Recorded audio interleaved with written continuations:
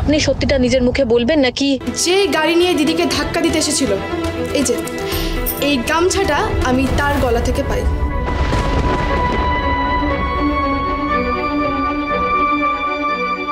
আমি তো তাকে ধরেই ফেলেছিলাম, একটুর জন্য হাত ফসকে বেরিয়ে গেল।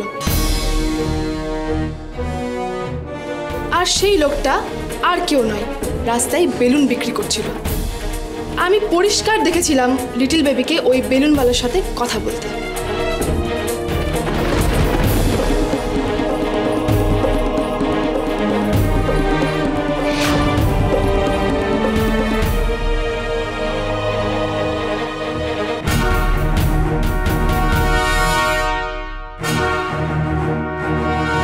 আর শুধু এটাই নয়, দিদি বললো না যে ওকে আগেও মেরে ফেলার চেষ্টা করা হয়েছিল। আমি বলছি, সেদিন গজানন বিসর্জনের দিন দিদিকে যে ধাক্কা মেরেছিল সে আর কেউ নয়, সে হলো এই লিটল বেবি। কি? না না না, ওটা আমি নই, ওরা মিথ্যে বলছে তেজ। আমার বোন কখনো মিথ্যে কথা বলে না। আর তোমরা মনে করে দেখো না একটু, সেদিন বিসর্জনের সময় একজন ছাপা শাড়ি পরে ঘাটে এসেছিল, যার সাথে ধাক্কা লেগে দিদি জলে পড়ে যায়। হ্যাঁ হ্যাঁ, আমিও দেখেছিলাম তাকে। ওটা আমি নই, ওরা মিথ্যে কথা বলছে তেজ, মেয়েটা মিথ্যে কথা বলছে। এক মিনিট, আমি সেদিন অনেকগুলো ফটো তুলেছিলাম, সেই ফটোগুলো এখন আমার মোবাইলে আছে। এই তো দাদা ভাই, এটা দাদা ভাই, এই মহিলা। চাপ বাবা, ঠিক করে তো মুখটা দেখা যাচ্ছে না। ছবিতে মুখ দেখা না গেলেও আমি সেদিন ওই মহিলাকে লিটল বেবির মায়ের সাথে কথা বলতে দেখেছিলাম। আমার মনে সন্দেহ হয়, আমি সঙ্গে সঙ্গে ধাওয়া করি, গিয়ে দেখি সেই মহিলার মুখে সিঁদুর মাখা। ভালো করে মুখটা দেখার আগেই একটা গাড়ি করে সে পালিয়ে যায়। অ্যান্ড গেস হোয়াট, ওই গাড়িটা কার ছিল? ওই গাড়িটাও ছিল এই লিটল বেবির।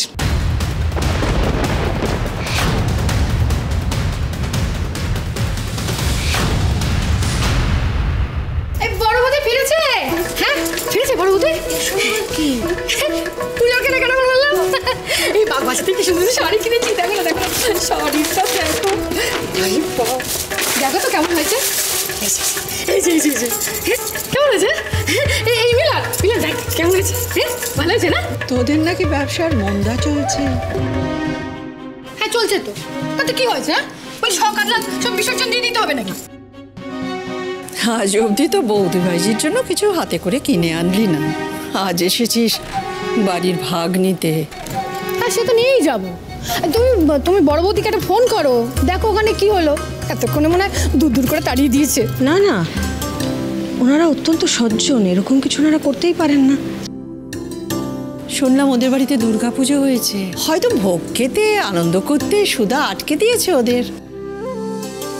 দাঁড়াও, আমি বরং সুধাকে একটা ফোন করি। কোনো দরকার নেই ফোন করার।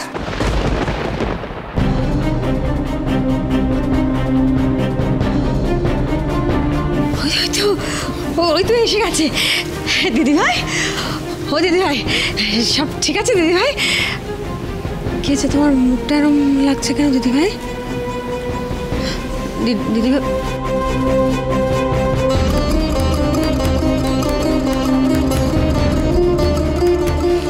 কি হয়েছে অদিতি? সব ঠিক আছে? জামা কাপড় যা পাঠিয়েছে ওদের সব পছন্দ হয়েছে? আমার সুধা কেমন আছে? দেখা হয়েছে ওর সাথে? তোর মেয়ে মরে গেছে। হ্যাঁ দিদি ভাই,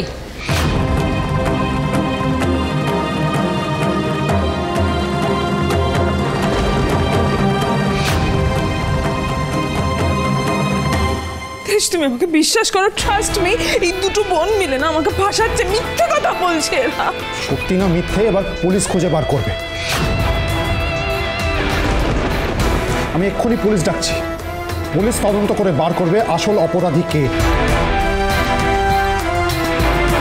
না মিস্টার বসু মল্লিক, ইমন ম্যাডাম যা করেছেন তার শাস্তি উনি নিজেই পাচ্ছেন।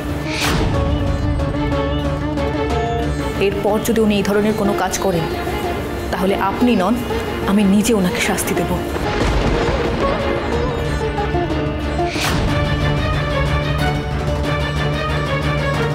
ইমন, ওনার কথায় আজ আমি তোমাকে ছেড়ে দিলাম।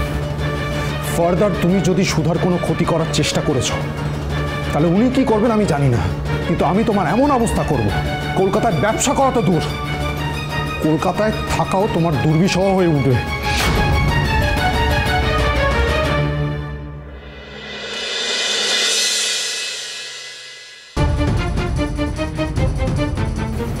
আপনি আমাকে চ্যালেঞ্জ করেছিলেন ইমন ম্যাডাম, কিন্তু আজ তো প্রমাণ হয়ে গেল যে মিস্টার বসু মল্লিকের মনে আপনি নন, আমি ওনার ওয়াইফ এই সুধাময়ী আছে।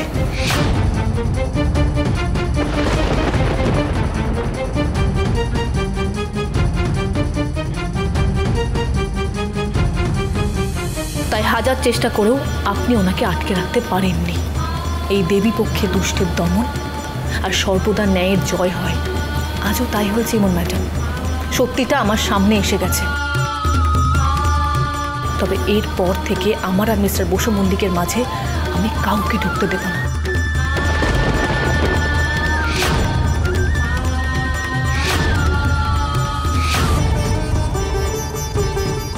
যাকে গেট ওয়েল সুন। আপনার খুব তাড়াতাড়ি ভালো হয়ে ওঠাটা খুব দরকার।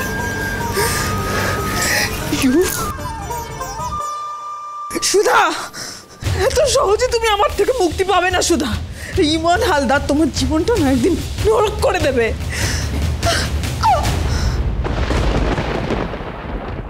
তোর মেয়ে আজ থেকে এই আচার্য পরিবারের জন্য মরে গেছে। কি বলছোটা কি সব? আমি ঠিকই বলছি, সুধার শ্বশুর বাড়িতে আমাদের অপমানিত হতে হয়েছে।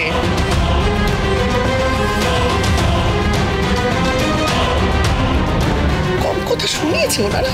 আর তোর মেয়ে একবারের জন্য ঘর থেকেও বেরোলো না। নিজেকে সামলাও মা। আমি তো তোমাকে আগেই বলেছিলাম যে ওই সুধার শ্বশুর বাড়ির লোকেরা আমাদেরকে মানুষ বলে মনেই করে না।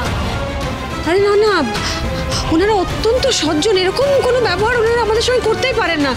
আমাদের তরফ থেকে হয়তো কোথাও কোনো একটা ভুল হয়ে গেছে। হ্যাঁ হয়েছে তো, মায়ের কথা শুনে ও বাড়িতে আমাদের গিয়েই তো ভুল হয়েছে।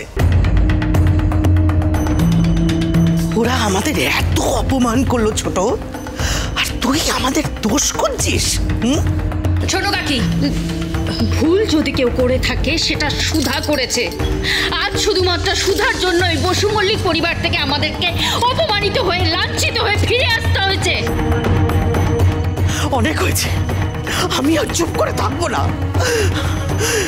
দিদিভাই, ও দিদিভাই, দিদিভাই কি হচ্ছে? শরীর খারাপ লাগছে তোমার? তুমি এরকম করো না, তুমি একটু শান্ত হয়ে বসো। ও দিদি, একটু ধরো না দিদিভাইকে, আমি জল নিয়ে আসছি। দিদিভাই একটু শান্ত হও। মা তুমি বসো তো এখানে।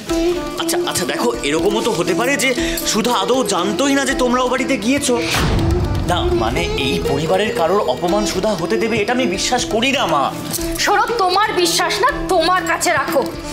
আজকে অন্তত সুধার হয়ে ওকালতি করতে এসো না অদিতি, প্লিজ। ধুর,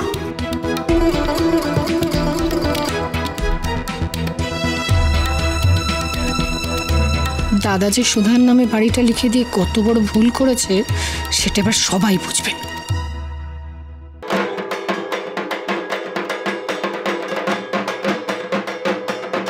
কি বলছোটা কি? হ্যাঁ মাসিমা, ওই সুধা আমার লিটল বেবিকে মেরে ফেলতে চেয়েছিল মাসিমা। লোক দিয়ে হামলা করিয়েছে। আমার লিটল বেবি এখন হসপিটালের বিছানায় শুয়ে আছে মাসিমা। মৃত্যুর সাথে পাঞ্জালরে ফিরে আসার চেষ্টা করছে। সে কি, তা অবস্থা খুব গুরুতর নাকি? মাসিমা, আপনি বিশ্বাস করতে পারবেন না, পাটা ভেঙে টুকরো টুকরো হয়ে গেছে মাসিমা। মেয়েটা জাস্ট পুজোর সময় হসপিটালের বেডে শুয়ে আছে, আপনি ভাবতে পারছেন? পাটা ফ্র্যাকচার হয়ে কি কষ্ট পাচ্ছে মাসিমা। মা, ব্যথা, খুব ব্যথা। আপনি শুনতে পাচ্ছেন মাসিমা? ব্যথা, খুব ব্যথা, পা ভেঙে গেছে। তুমি চিন্তা করো না করিনিকা, ওর চিকিৎসার যত টাকা লাগে আমি দেব, আর ওর যাতে কোনো ক্ষতি না হয় আমি সেটা নিশ্চিত করব।